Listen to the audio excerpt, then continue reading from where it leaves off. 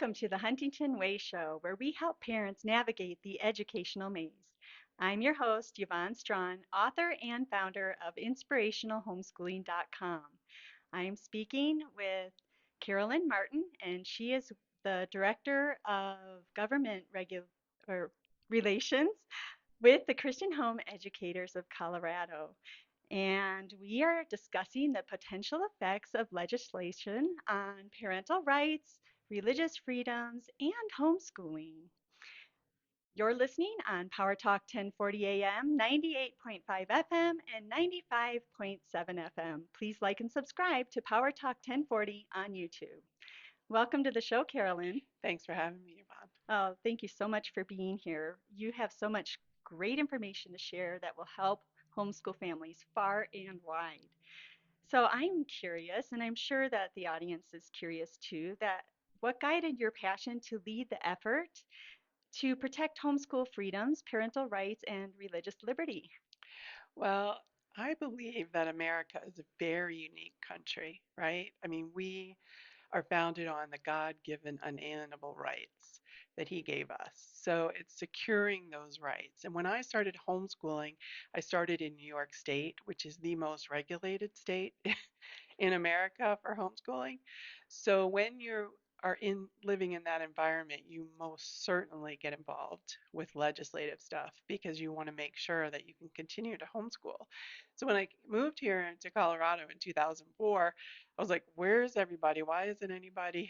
I mean, there was Treon who had written the law in 1988. She continued until she passed to look after that law, but really there weren't a lot of people doing that because we had freedom. But that's all changing now. So Oh, yeah. Um, Boy, to just have somebody lead that and just ensure that freedom stays is so incredibly important. So I thank you so much for what you are doing for us as homeschoolers and parents. I imagine you spend a lot of time researching and meeting with legislators and just keeping others updated. So I'm curious, what does your day-to-day schedule look like? And I'm sure it changes from each week to even the months and the quarters as well. yeah, it's really every day is different, right? Right now during session runs from January through May, and I am definitely up there 2 days a week because I have a prayer time on Tuesdays at 11 up there, and then I have 3 interns that I'm training right now in the policy making process. So I'm definitely there on Tuesdays and Thursdays, but now we're down to the 2 week crunch, so it's going to be every day. Other than that, I mean, off session, I'm looking at the administrative state, which is the executive branch, and they make a lot of regulation that we have to live by that acts like law. So it's watching after them, following them, learning what's really going on, even nationwide. I can't even pay attention to that when we're in session. So it's gathering all that information off session to help me as we go forward. And so, meeting with legislators, yeah, I try to, but I really depend on God to give me those divine appointments because I never know what's going to come up, who's going to respond to what my message is. The Democrats don't respond to the message of parental rights and religious liberty at all. They might give lip service to it, but they really don't like to see me coming. So, Wow. So do you need to make appointments with legislators and you work that way? Or do you um, go into session and listen? Or is it a combination of that? yeah, I try to meet with legislators off session so that there you can actually have a conversation. During session, it's the elevator, right? You find them in the hallway or the elevator, and you give them a quick, here's what's going on, because you don't know what bills are coming up until they actually are introduced. So you really don't know what's coming. So to get their attention on a bill, I usually have to write up a one-page sheet saying these are the issues that I have with it and if you want to talk further. Usually I've kind of coached them off session so they know where I'm coming from. So it's not a big surprise that I show up at their door and say, hey, can you fight for this, for parental rights or religious liberty? They're Oh, usually on our side, the ones I'm talking to anyway. So oh, that's good. So you have a relationship really with all of the legislators. Not all of them. There's a Okay. hundred of them. Okay. And so there's a few, you find your what we call champions, those that will champion your cause, and you try to bolster them up. And then they kind of proliferate the message out to their colleagues. So that's why I need everybody to help in this endeavor because there are a hundred of them and I can't reach them all. And they do want to listen to their constituents more than they want to listen to a lobbyist. No, I guess that makes So, sense. Yeah. So you're training interns. How does that look? well, I mean, I'm just getting started. This is my first year really having some interns, and they are still in college, so they don't have much time. I'd really like it to be more um, time spent with me, like on a daily basis. But right now I've got them once a week, and I kind of have to really go back to the Constitution and teach them what does it mean biblically to look at government and what does our Constitution say? How was that built? I mean, so if any encouragement I can say to the homeschool parents out there is really train your kids in the biblical worldview and what God says about government because we need those kind of legislators and really statesmen up there at the Capitol to uphold our and secure our rights. Yeah. Oh, that is so important that kids know what our rights are, and they need to study the Constitution for sure. And having that biblical foundation is so incredibly important because the whole idea is, society changes rapidly sometimes, Yeah. and the foundation changes, but the Bible is always solid. So that is a really good point. How would you recommend that parents help their kids learn the Constitution? I know it's woven throughout some different curriculum, but maybe there's even something more, some bigger resources that you have Mm-hmm. that can really help parents do that with their kids. Yeah, that's a good question. I know I remember Mike Winther from Principal Institute for Principled Studies, I think it is. Can't remember, IPS. Anyway, he would always say, you should be teaching government every year. And I'd be like, what? But as I get into government, really, it affects everything. And so we need to know the government. Our founding generations absolutely knew what the Constitution said and held their elected officials to that. We don't do that anymore. And so we are running into problems, right, with the government growing too big. And I do have a quote here, actually, from Thomas Jefferson. He said, the natural progress of things is for liberty to yield and government to gain ground. That's where we've gone. And so we've got to really educate our kids in liberty. What does it look like? What does God say about liberty? And and I mean, I would go to IPS for sure, but there are also some great stuff out there. There's Teen Pact you can do, which is a weekly thing every year they do up at the Capitol for tweens and teens, and that's a great program. And Bill Jack's involved with that. If anybody knows him out there, but there's also Worldview Academy, which he does for summer camps, and he even has a session that he does. I think it's a whole year. It's like a gap year program, really to ground them in this biblical worldview and government and the gospel, really. So there's that, and then there's Summit Ministries here in Manitou. So those are some great resources that you can look at for sure. Oh, thank you so much for sharing those resources. I would like to talk more about those resources when we come back. And I just want to also thank you for leading the effort in defending our homeschool rights and freedoms. When we come back, Carolyn and I will delve deeper into concerns we need to be aware of while considering our children's education and our rights as parents and how we can stay informed. She's also going to go more into the Teen Pact and different options that we have in educating our kids about freedoms.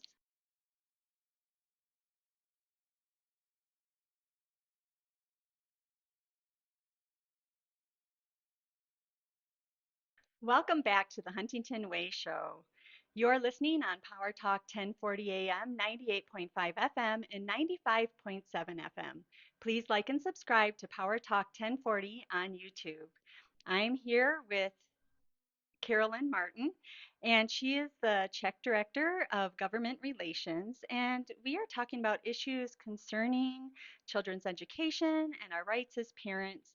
And I would like to delve a little bit deeper into some of the options that we have as homeschool parents in just educating our kids a little bit more about homeschool freedoms and helping them get involved. So welcome back, Carolyn. Thank you. So I would like to go a little bit more into some of the different things that are available as um, we think about getting our kids involved with the freedoms in homeschooling. So can you talk a little bit more about like the Teen Pact and some of those other things that you just mentioned? And then I know you also have the Homeschool Freedom Team and Meet Your Legislator Day and Yeah. stuff. So can you talk a little bit about Yeah, that? sure. Well, Teen Pact is a Teen Pact actually is a national organization, and so they do these programs in all the different states. And so in Colorado, there's a week in February that they take and they teach the kids about the process of the government, how it works, and all of that stuff. They get dressed up in their suits and ties and go to the legislature and meet the legislators and actually do some mock bill making. So it's a really fun program for them. But there's also Summit Ministries, and actually, I used some of their curriculum when I was teaching my kids government stuff. They do have some worldview government materials there, so definitely check them out. But then I was talking about Worldview Academy, which has camps in the summer, and then this whole session-long program to really, you know, involve your kids, just immerse them with biblical worldview when it comes to all aspects of our life, so that they can go out there and be warriors for Christ. So Yeah. great stuff. But I have people can sign up for my prayer email at chec.org, chec.org/freedom. And every week I put out a prayer email that talks about what's happening up at the Capitol, prayer requests, and then lists some of the bills that are coming up. And I do maintain a bill list that are just concerning bills that I'm kind of watching during session. So you can check those out, but you've got to sign up at chec.org/freedom for that. I also have a monthly program that I do called the Legislative District Connection. I'm really looking for people to adopt their representatives so they can get to know them and then help me in the lobbying process. Because, like I said, I can't know 100 of these legislators. So once a month, I do a Zoom call where I try to train those people. Here are the bills that are coming up. Here's how you maneuver around the legislative website. Here's how you can engage your legislators. And then I send them out and hope they are influencing the people around them to do the same. So those are a couple of things that I have, but we also do a Meet Your Legislator Day at the Capitol in February. We do it in February because then the legislature is not so busy, right? The legislators will come down. We reserve the first level lobby, which is the executive branch's lobby. We reserve that. We have donuts and coffee, and we invite legislators to come down. You invite your legislator to come down, just kind of have a chat with them. It's a kind of a non um, confrontive atmosphere to just get to know them. So we try to bring people in for that. And then in April, we just had our Homeschool Day at the Capitol event, which is an all day thing. We had Rick Green come in and do some sessions for us, for the kids and for the adults. And then he was our keynote at the rally. So we had probably over 1,000 family members there. We had booths for people to interact with.